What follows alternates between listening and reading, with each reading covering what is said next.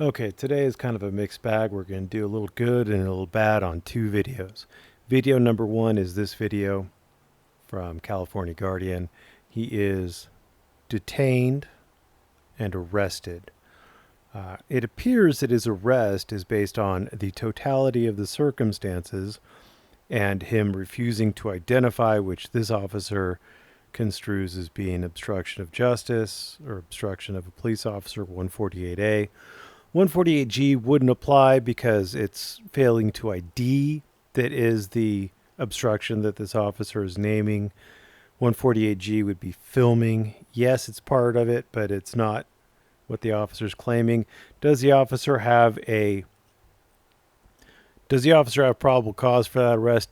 I don't think so. That's going to be a long row for a DA to hoe if they're going to try to actually convict California Guardian on this. Now, what I think is going on is this officer is going to arrest California Guardian because California Guardian stated that he would only ID at booking. So this officer has the bright and beautiful idea of arresting.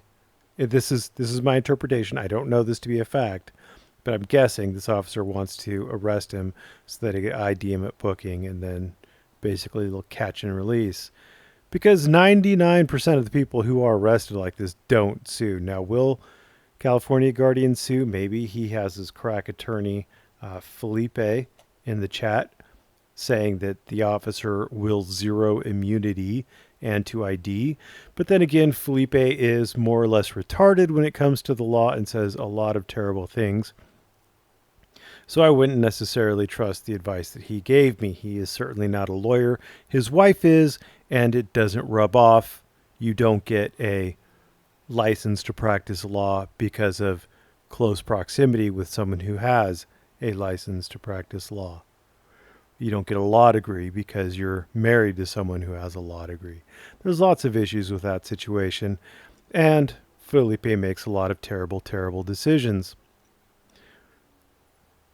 So that's the good news. The good news is this officer is terribly, terribly wrong. The bad news is that California Guardian butchers the hell out of People v. Coronga. The big thing about People v. Coronga, what happens in here is the police go to a party.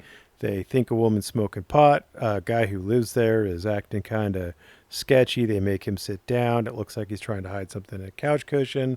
They arrest him. They want his name. He doesn't want to give him. Now notice they've already arrested him. So the whole ride back to the police station, and while they're booking him, he's not giving him his name. And so they tack on 148G. That's the obstruction.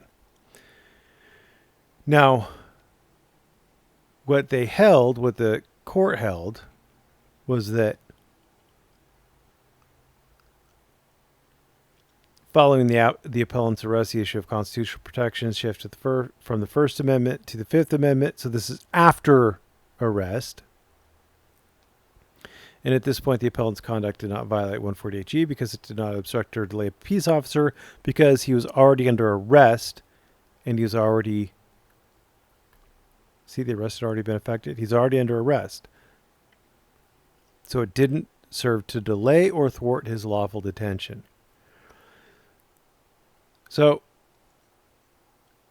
yeah, Officer Stefani had no compelling reason to complete the booking sheet until the appellant arrived at jail, and in fact, he did not attempt to do so until that time. So, I believe that California Guardian is not relying on People v. Coronga correctly. Another big part of Coronga was the suspect, the defendant, complied with the officer's orders, but he did so slowly and reluctantly. And the court's like, yeah, well, you don't have to react with alacrity. This part right here is a part you'll see quoted a lot. Actually, probably more of it. But it surely cannot be supposed that Penal Code Section 148 criminalizes a person's failure to respond with alacrity to police orders. That's the big That's like the big holding in Quiroga. That's what you'll see cited a lot. But it doesn't, Quiroga itself doesn't say that your refusal to identify prior to arrest isn't 148A. I don't believe that to be at all related to this because Quiroga refused to identify after arrest. And then Collender v. Lawson doesn't really apply, and it doesn't apply because Collender v. Lawson is based on a specific statute, a California statute, and that California statute, as drafted and construed by the state court, was unconstitutional on its face. And so the way the statute read basically was that you had to provide clear and convincing or something like that evidence to the police officer of your ID. And that statute was unconstitutional because you, as a person, don't know what that officer is going to find clear and convincing until he tells you. So it was vague. Or, credible and reliable. That's what it was.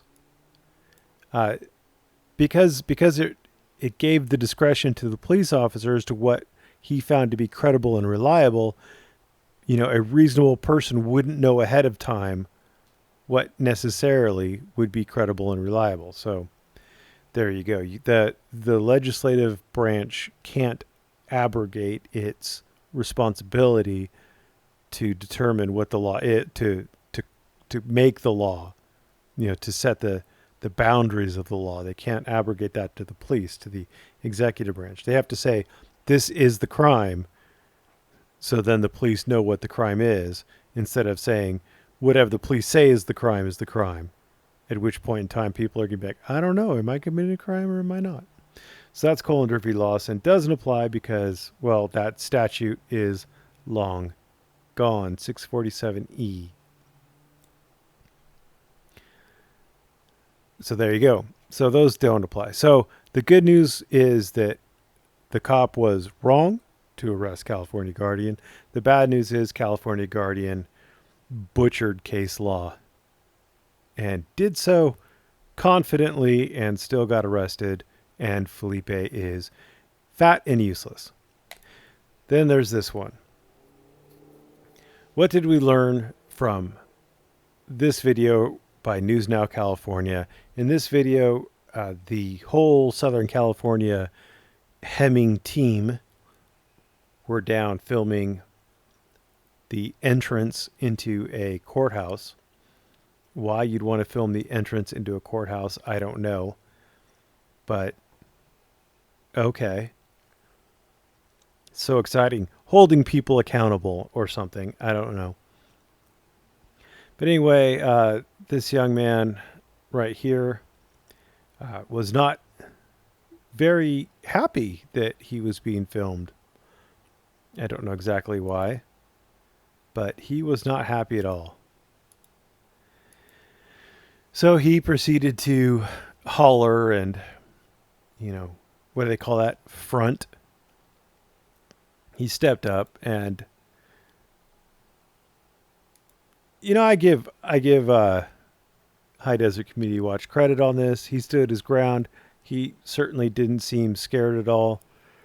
Now, is that because there was sheriff's deputies waiting to jump in if this turned physical? I don't know. But, there you go. Anyway, the point of this is that I would like to make, and your mileage may vary, is that the people didn't like this conflict at all. You could see them all staring and wondering why these people were acting so rude. But at the end of the day, somebody was talking to High Desert or some of the people around it, and he's like, yeah, that was kind of weird. If you want to do a citizen's arrest or whatever, maybe we can help you out. I'll be a witness for you or something. And yes, of course, they got the license plate. You always got to get the license plate if you're a real auditor.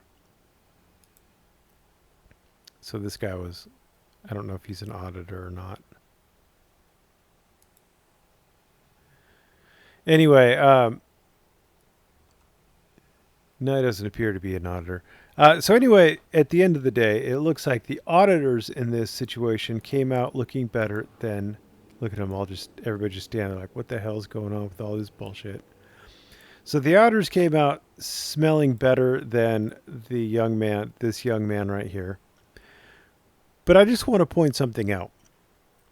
Had this young man not escalated it, had this young man kept his tone down and been polite yet insistent,